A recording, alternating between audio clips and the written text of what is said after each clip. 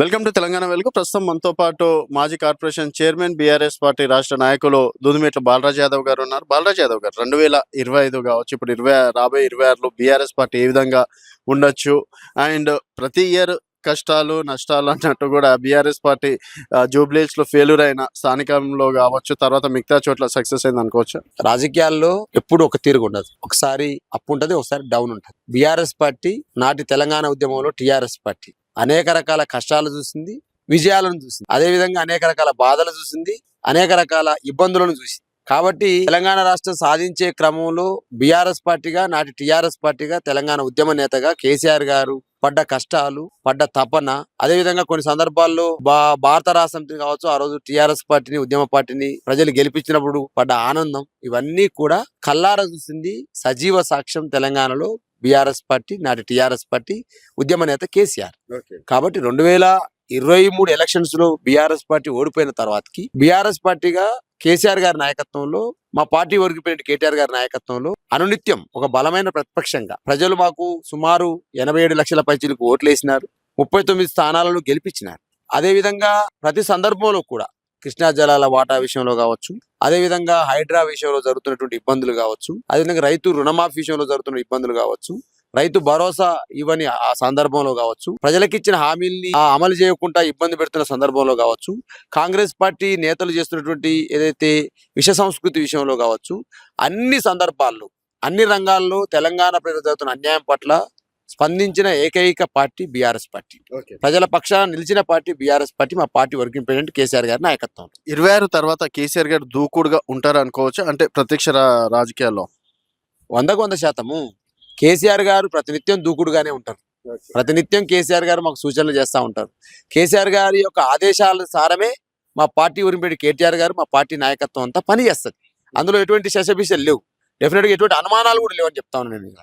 పన్ను నిత్యము ప్రతి నిమిషము పార్టీ సంబంధించిన కార్యక్రమాల నియమావళి, అదేవిధంగా పార్టీ సంబంధించిన అనుసరించే వ్యూహము, పార్టీ చేసిన కార్యక్రమాలు అన్నీ కూడా మా పార్టీ అధినేత కేసీఆర్ గారి మార్గదర్శకంలో మా పార్టీ వర్కింగ్ ప్రెసిడెంట్ కేటీఆర్ గారు అమలు చేస్తూ ఉంటారు. కింది స్థాయిలో అంటే రాష్ట్ర స్థాయి నుంచి గ్రామీణ స్థాయి వరకు ప్రతి కార్యకర్త అందుని ఫాలో అవుతూ ఉంటాడు. కాబట్టి మేమేమంటామంటే, ఇవాళ 2023 అధికారం పోయినంత మాత్రాన మీ ప్రజలకు దూరం కాలే. ప్రతినిత్యం ప్రజల మధ్య ఉన్నది బీఆర్ఎస్ పార్టీ. ఒకానొక సందర్భంలో మా పార్టీ వర్కింగ్ ప్రెసిడెంట్ కేటీఆర్ గారు చెప్పినారు, తెలంగాణ భవన్ ఇలా ఖచ్చితంగా జనతా గ్యారేజ్ లెక్క పనిచేస్తుంది, 24/7 అని పనిచేస్తుందని చెప్పేసి చెప్తున్న సందర్భాలు గుర్తు చేస్తా ఉన్నా. ఖచ్చితంగా 2026 నుంచి 2028 వరకు డెఫినెట్గా భారత రాష్ట్ర సమితికి ఒక స్వర్ణయుగం లాగా పనిచేస్తుంది.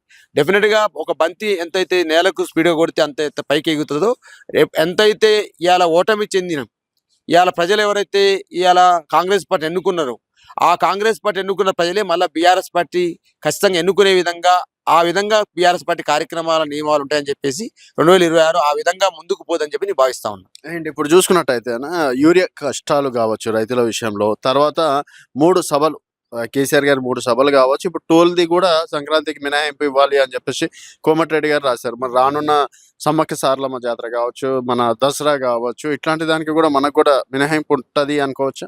ఇలా ఏదో జిహెచ్ఎంసీలో 4 ఓట్ల కోసం చేసే స్టంట్గానే నేను భావిస్తా ఉన్నాను. ఇవాళ గతంలో ఎప్పుడు కూడా ఇటువంటి అంశం ఎప్పుడు రాలే.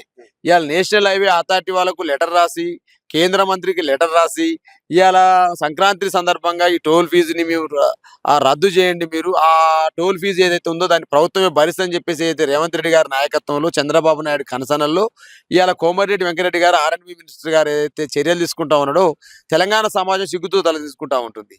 ఇవాళ ప్రతినిత్యం పండుగలు ఉంటాయి తెలంగాణలో. మరి దసరా పండుగ ఉంటుంది. మరి దసరా పండుగ కూడా చాలా మంది హైదరాబాద్ సగం ఖాళీ కాదు, 75% ఖాళీ అవుతుంది హైదరాబాద్.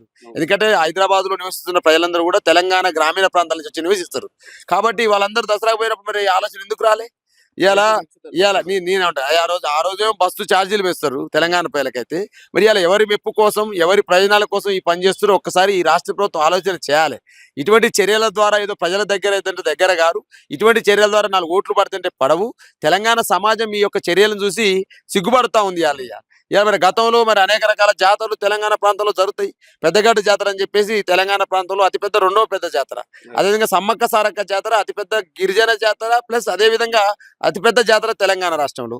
కొమరెల్లి మల్లన్న జాతర జరుగుతుంది, ఏడుపాయల జాతర జరుగుతుంది. అదేవిధంగా అనేక సందర్భాల్లో దసరా సంబంధించిన పండుగ పెద్ద festival. Bathukamma is the best festival in Telangana. But కానీ తెలంగాణ పండుగలకు తెలంగాణ జాతరలకు ఇవ్వనిటువంటి రాయితీని మరి ఎవరి కోసము, ఎందుకోసము, ఎవరి మెప్పు కోసము, ఏ ప్రయోజనాల కోసము, ఏ రకమైనటువంటి ఆలోచన విధానంతో చేస్తున్నారో తెలంగాణ సమాజం ఆలోచిస్తూ ఉంది. అంటే మీ బ్రెయిన్ మాత్రమే తెలంగాణది మాత్రం ఉన్నది. ఈ బ్రెయిన్ లో ఆడిస్తున్న నాటక చిప్పు మాత్రం మరి చంద్రబాబు నాయుడు చిప్పు ఉన్నదా లేకపోతే ఎవరిదో అనేది ఇలా తెలంగాణ సమాజం ఈ యొక్క చరిత్రను అర్థం చేసుకోవచ్చు. ఇలా 100% ఇలా నీళ్లు పోతుంటే వీళ్ళకి ఇబ్బంది లేదు. ఇలా కృష్ణా జలాలలో, గోదావరి జలాల్లో ఒకవైపు అన్యాయం జరుగుతూ ఉంటే వీళ్ళు పట్టించుకోరు. అదేవిధంగా ఇవాళ తెలంగాణ ప్రాంతంలో సోషల్ వెల్ఫేర్ స్కూళ్ళల్లో ఏదైతే ఎస్సీ ఎస్టీ మైనార్టీ వర్గాల పిల్లలు చదువుకునే పిల్లల్లో విషాహారం తింటే వీళ్ళకి పట్టింపు ఉండదు. సుమారు 100 పైగా విద్యార్థులు చనిపోతే వీళ్ళు పట్టించుకునే పరిస్థితి ఉండదు.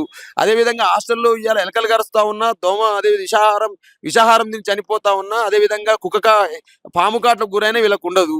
కానీ ఇవాళ అందాల పోటీలకు మాత్రం పైసలు దొరుకుతాయి వీళ్ళకు. అదేవిధంగా రేవంత్ రెడ్డి గారు మనవడు చూసేటువంటి ఫుట్బాల్ మ్యాచ్కి మాత్రం వీళ్ళకి పైసలు దొరుకుతాయి. అదేవిధంగా ఇవాళ గ్లోబల్ సమ్మిట్కి పైసలు దొరుకుతాయి. కానీ తెలంగాణ పిల్లలకు ఏదైతే మంచి ఆహారం పెడతామంటే భోజనం దొరకదు. కానీ సంక్రాంతి పండుగ మాత్రం టోల్గేట్ ఫీజుకు మాత్రం వీళ్ళకు సుమారు 10-20 కోట్లు రాయితీ ఇచ్చే అవకాశం కూడా దొరుకుతుంది వీళ్ళకు. కాబట్టి తెలంగాణ సమాజం ఆలోచన చేయాలని చేస్తా ఉన్నాను. అదే క్రమంలో ఇంకో మాట మాట్లాడుతున్నాను. అసెంబ్లీకి ఏదో రేవంత్ రెడ్డి గారు వచ్చి కేసీఆర్ గెలవగానే ఆహా ఊహ అని చెప్పేసి మాట్లాడుతూ ఉన్నారు. సభా సాంప్రదాయం ప్రకారము ఇలా పార్లమెంట్ లో కూడా ప్రధానమంత్రి మోదీ గారు వస్తూ ఉంటారు, ప్రతిపక్ష నాయకుడిని కలుస్తూ ఉంటారు. సభా సాంప్రదాయాల ప్రకారం రేవంత్ రెడ్డి గారు ఏదో కేసీఆర్ గెలవగానే ఏదో పెద్ద ఏదో మొత్తం అలా పత్రికలలో అదేవిధంగా టీవీలలో బ్రేకింగ్ లేపించుకునేటువంటి, అంటే సీఎం అట్లా మొత్తం ఫోన్ చేసిందట. చూసినావా రేవంత్ రెడ్డి ఎట్లా చేసినా చూడు, ఒకసారి అందరూ జర మెయిన్ పేపర్లు వేయండి, దీన్ని బ్రేకింగ్ వేయండి అని చెప్పేసి చెప్పుకునే దుస్థితికి వచ్చింది ఇలా సీఎం. నేను అంటా ఉన్నాను ఇలా. కాబట్టి ఇవాళ నేను ఏమంటున్నంటే ఇవాళ కేటీఆర్ గారు లేవలేదని మాట్లాడుతూ ఉన్నారు. ఇవాళ ఏమంటామంటే ఇవాళ శాసనసభలో ఏమో దండం పెడతా ఉన్నావు, మీడియా ముందు వచ్చేమో బూతులు తిడతా ఉన్నావు. ఇదేం పద్ధతి? ఇది సంస్కారం కాదు కదా. దీన్ని మార్చుకోవాలని చెప్పేసి కేటీఆర్ గారు మా పార్టీ వరకు పెట్టి సూచన చేసినారు. కాబట్టి తెలంగాణ ఉద్యమ నాయకుడిని తిడుతూ ఉంటే తెలంగాణ సమాజం అంతా ఘోషిస్తూ ఉంది, బాధపడతా ఉంది. అయ్యో గిట్ట మాట్లాడుతాను ముఖ్యమంత్రి అని చెప్పేసి అనుకుంటా ఉన్నాము. ఈయనకు పేగులు మెడకేసుకుంటూ తొండలు జొర్రిచుడు తప్ప ఇంకో పనే లేకుండా పరిస్థితికి వచ్చింది. కాబట్టి ఇలా రేవంత్ రెడ్డి గారు ఏదైతే ఈ నిన్న జరిగిన శాసనసభలో జరిగినటువంటి చర్య ఉందో 100% మా పార్టీ వర్కింగ్ కేటీఆర్ గారు ఏదైతే స్టాండ్ తీసుకున్నారో డెఫినెట్ గా అమర్యాదగా మాట్లాడే ముఖ్యమంత్రి పట్ల, తెలంగాణ రాష్ట్రాన్ని సాధించిన నాయకుడి పట్ల, తెలంగాణ సాధించడంలో కారణజన్ముడిగా వ్యవహరించిన కేసీఆర్ గారి పట్ల ఎవరించినా డెఫినెట్ గా కేటీఆర్ గారు ఎట్లయితే మా శాసనసభలో లేవకుండా కూర్చున్నాడు అదేటువంటి పరిస్థితిని తెలంగాణ సమాజం ఉంటుంది. ఇవ్వాలి నేను అంటా ఉన్నాను. ఇవాళ ఏదో కేటీఆర్ గారు లేవలేదు, అమర్యాద అని మాట్లాడుతూ ఉన్నాడు. నువ్వు ఎప్పుడన్నా మర్యాద వ్యవహరించినవా? తెలంగాణ తొలి ముఖ్యమంత్రి పట్ల, తెలంగాణ ఉద్యమ నేత పట్ల, కేసీఆర్ గారి పట్ల ఎప్పుడన్నా మర్యాదగా వ్యవహరించినవా? మరి నువ్వు ఇప్పుడు 1 వేలు నీ వైపు చూపెడితే 4 వేలు నా వైపు చూపెడతావి. కాబట్టి ఆ సంస్కారం తెలియనట్టు రేవంత్ రెడ్డి పట్ల డెఫినెట్ గా తెలంగాణ సమాజమే కాదు మా పార్టీ వర్క్ పీరియడ్ వ్యవహరించిన తీరు 100% వాస్తవం అని చెప్పి తెలియజేస్తా ఉన్నాను.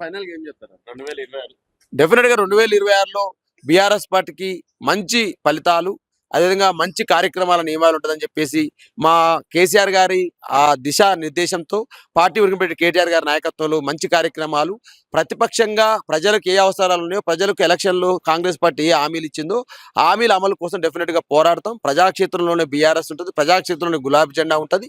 డెఫినెట్ గా మా అధినేత కేసీఆర్ గారికి, మా పార్టీ వర్కింగ్ కేటీఆర్ గారికి నూతన సంవత్సర శుభాకాంక్షలు మీ టీవీ ద్వారా తెలియజేస్తా ఉన్నాం.